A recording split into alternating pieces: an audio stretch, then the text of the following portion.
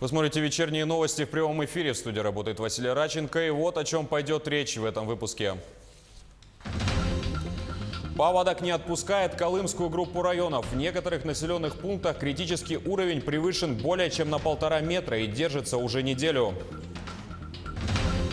Вокруг света по-польски велосипедисты из Восточной Европы прибыли в столицу республики в рамках велотурне. Почему именно Якутия и куда экстремалы направятся дальше?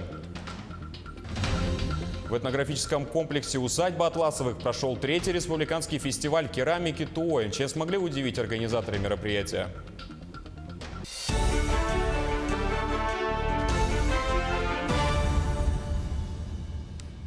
На реке Колыма в поселке Зырянка уровень все еще превышает критический более чем на 1,5 метра. На реке Исачная в Верхнеколымске уровень составил 9 метров 40 сантиметров, при критическом 8 метров 80. В Среднеколымске за прошедшие 4 часа вода прибыла на 1 сантиметр, достигнув отметки в 12 метров 42, при критическом 12 метров ровно. Там затоплено 34 двора, где проживает 160 человек, из которых 71 дети.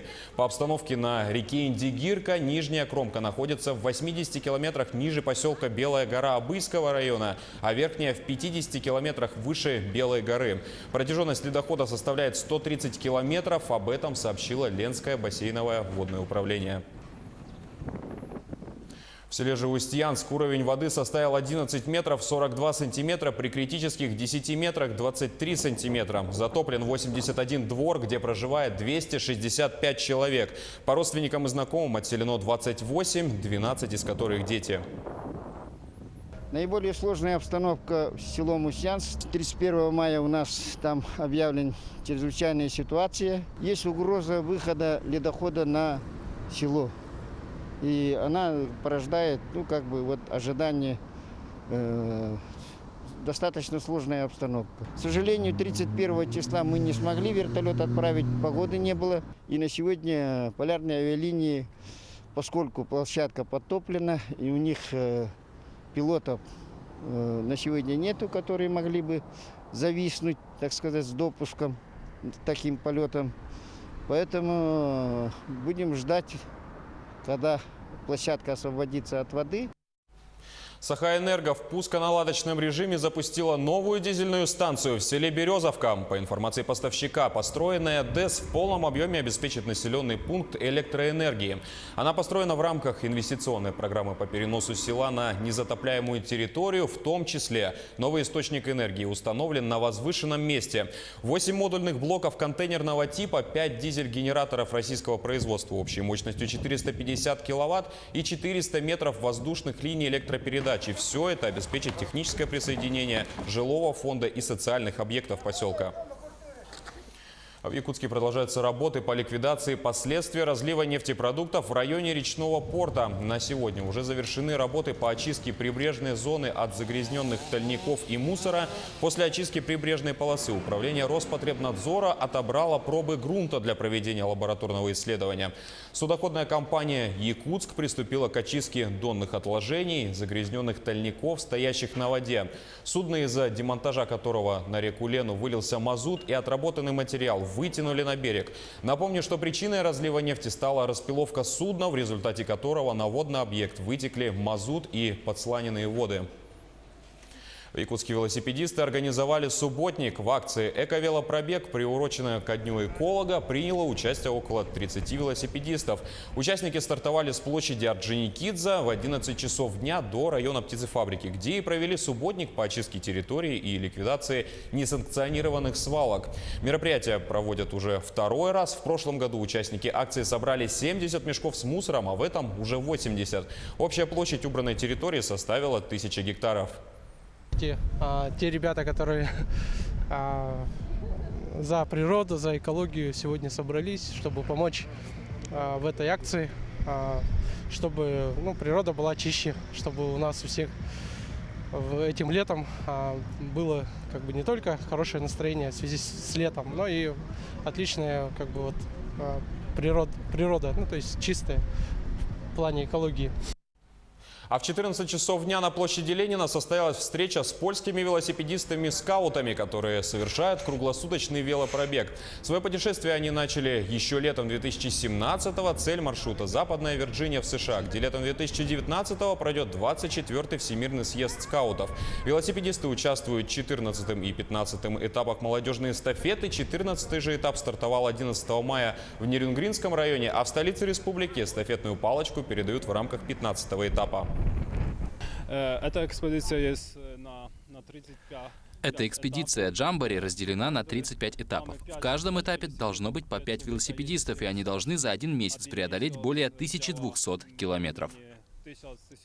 Также в Нерюнгринском районе произошло редкое природное для Якутии явление. Свидетели успели заснять на телефон на видео, которое в последующем распространилось в сети. Вихрь вращается на строительной площадке линейного производственного управления компании «Газпром». Для справки, вихревое движение воздуха возникает у поверхности Земли днем в малооблачную, обычно жаркую погоду при сильном прогреве земной поверхности солнечными лучами. Чему научились школьники на уроках основы военной службы и ОБЖ? В Ленске это проверили на военно-полевых сборах. Организаторы отмечают, с годами уровень подготовки заметно вырос. О том, как ребята окунулись в армейскую атмосферу, в сюжете Вячеслава Пилипенко. Последние штрихи перед началом полевых сборов. Начистить обувь, проверить, все ли в порядке с одеждой, еще раз прокрутить в голове то, чему учили на уроках ОБЖ. Настало время показать на практике свои знания и умения. Для будущих защитников Отечества военные сборы – хороший опыт. Сборы у нас, знаете, традиционные, ежегодные. Это у нас как бы идет закрепление того материала, который дети проходили на уроках ОБЖ, дальше ОВС, то есть основа воинской службы. Там изучают как бы теорию. Здесь закрепление и теоретически, и практически. Показывают свои навыки, естественно, обучаются. Сборы продлились 5 дней, меньше, чем в прошлые годы, но программа осталась прежней. Знакомство с уставами и нормативно-правовыми актами, тренировка и сдача нормативов, неполная сборка и разборка автомата Калашникова, надевание противогаза на время, основы строевой подготовки. Преподаватели говорят, работать с ребятами стало легче, объяснять на пальцах не нужно. Наблюдается замечательная динамика. Это может быть связано с тем, что уже, как говорится, не первый год уже регулярно проводятся эти военно-полевые сборы. И педагоги уже к этому склоняются, как-то детей подготавливают, ребята приходят уже более подготовленные. Но сборы – это не полноценный курс, а лишь возможность окунуться в армейскую атмосферу. Отдельные навыки могут пригодиться и в повседневной жизни в условиях чрезвычайной ситуации. На сегодняшний момент живем в 21 веке, век химического оружия, ядерного оружия. И в любой ситуации, будь даже не военная, а гражданская ситуация, обязательно нужно уметь одевать правильно противогаз, для того, чтобы свою жизнь сохранить. Военные сборы не армия. Здесь и нормативы проще, и командиры относятся более лояльно. Но даже такая упрощенная модель армейской жизни – большой опыт для ребят. Вячеслав Пилипенко, Олег Соснин, телеканал «Алмазный край». Тем временем в России продолжается подготовка к чемпионату мира по футболу. Итак, знаменитый кот из петербургского Эрмитажа по кличке Ахилл временно переведен на другую работу. Тренировки уже начались. С подробностями Татьяна Громова. Нигерия и Аргентина. Подобно игрокам национальных сборных, кот Ахилл напряженно готовится к чемпионату мира по футболу. Ему предстоит предсказывать результаты матчей. Он уже начал изучать расписание турнира. Кроме того, ему рекомендовано улучшить физическую форму, к чему не располагает более спокойная работа в Эрмитаже, где он ловит мышей. В Эрмитаже его слишком любят. Хорошего кота много не бывает, но все равно его подкармливают достаточно серьезно. И когда он к нам прибыл, это был прямо футбольный мячик, а не кот. Помимо строгой диеты, Ахиллу прописали бег. Кот относится к переменам философски, но напряженная физическая активность явно дается ему непросто. Что не мешает Ахиллу показывать результаты. В прошлом году он уже работал оракулом на Кубке Конфедерации и успешно предсказал исход ряда встреч, включая финальный матч Германии-Чили. Ахилл глух, поэтому его не отвлекает посторонний шум. Кроме того, его считают самым общительным из всех котов Эрмитажа. В свободное время предсказатель также тренируется позировать перед камерами и давать интервью. До первенства мира по футболу осталось всего 2 недели. В этнографическом комплексе «Усадьба Атласовых» прошел 3-й республиканский фестиваль керамики Туой. Чем смогли удивить организаторы, смотрите в сюжете с Аргланой Федоровой. Используя природный материал глину, участники изготавливают фигуры и композиции легендарных героев. Проекты композиции участники придумывают сами. София Пшенникова слепила хозяйку Медной горы. Так как она покровительница всех ювелиров и камнерезов, а я в будущем хочу стать ювелиром. И поэтому я выбрала именно этого персонажа. Я ее украшала и смотрю, чего-то не хватает. Думаю, украшу бисером, ведь там же драгоценные камни, она покровительствует. И поэтому у меня около 3 дней уходит. Допустим, иногда вазу можно сделать всего за 1 день. Владимир Андросов лепит скульптуру духа охоты Баяная. Мастер решил проявить фантазию и добавил ему рога. Они нисколько не мешают, даже интереснее стала работа. В общем, работали без эскиза, просто сразу, как сказали тему, сразу сделали. С глиной я работаю первый раз. До этого я лепил из пластилина. В общем, фигурки для себя, для души. Среди участников художники, скульпторы и просто любители прикладного искусства. Для детей отдельный конкурс.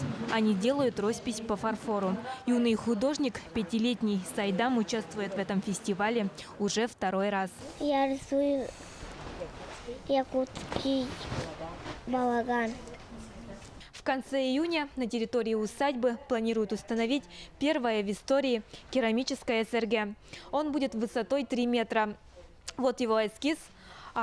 Изображены 12 божеств Аи, жизнь и быт народа Саха в рельефе 4 времен года.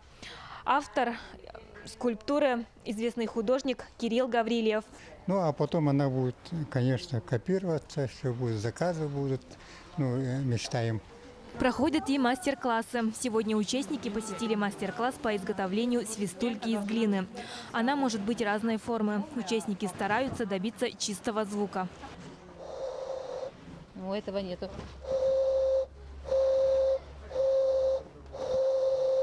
Вот такой звук. У этого более другой. Вот такой. Зависит от толщины стенок, более глухой или звонкий, а также от того, как прорезиненно сделали. Глина – капризный материал. Очень пластично, но меняет форму после высыхания. Все композиции обжигают в специальной 3-камерной печи. Конкурс продлится до 20 июня. Саргалана Федорова, Георгий Григорьев, Якутск. А на этом у меня все. Мы продолжим следить за развитием событий. Спасибо за внимание и всего вам доброго.